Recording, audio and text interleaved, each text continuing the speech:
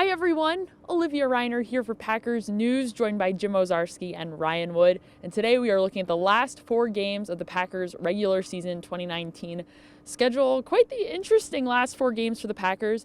They start that little bit of a stretch at home against Washington and against Chicago, and then they're back on the road with the Vikings and in Detroit. Which of those 2 games are really standing out to you? Is it the pair that's home or the pair that's away? Yeah, it's the pair at home. I mean, they play 3 home games from October 27th to the end of the year.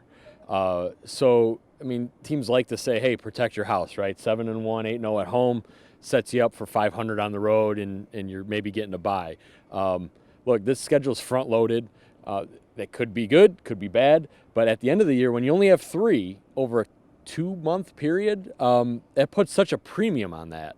And, you know, Washington, who knows what they'll be at that point. They might have a new head coach and a rookie quarterback. And obviously the Bears should be good. To me, it's those 2 home games.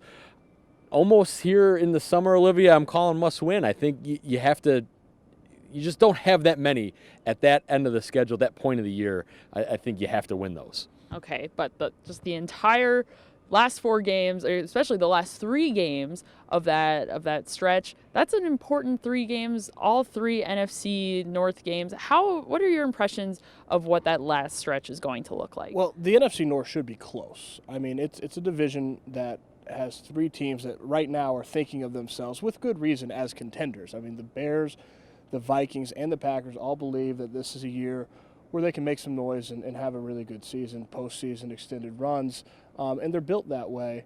And so if that is a close division, if the playoff race, the division title race comes down to the wire in December, that gives the Packers a chance, and really the division as a whole, but especially the Packers, a chance to have their own destiny in their hands. I mean, that's what you want. You want to end with division opponents so that you can control your fate. It reminds me a lot of the last time this happened was 2016, and that run the table portion of the schedule in 2016. I think for a lot of people, the Seattle Seahawks game here at Lambeau Field stands out because that was a game where they emphatically put the stamp on a team that had given them a lot of problems, a team that not a lot of people thought that they were going to go out and beat. Certainly not the way that they did in a blowout. But what was maybe even more important than that season was the fact that they were able to go Chicago, Minnesota, Detroit at the end of the year, and after they got past Seattle, they had their destiny in their hands against divisional opponents. That's a really nice thing for a team to have late in the season.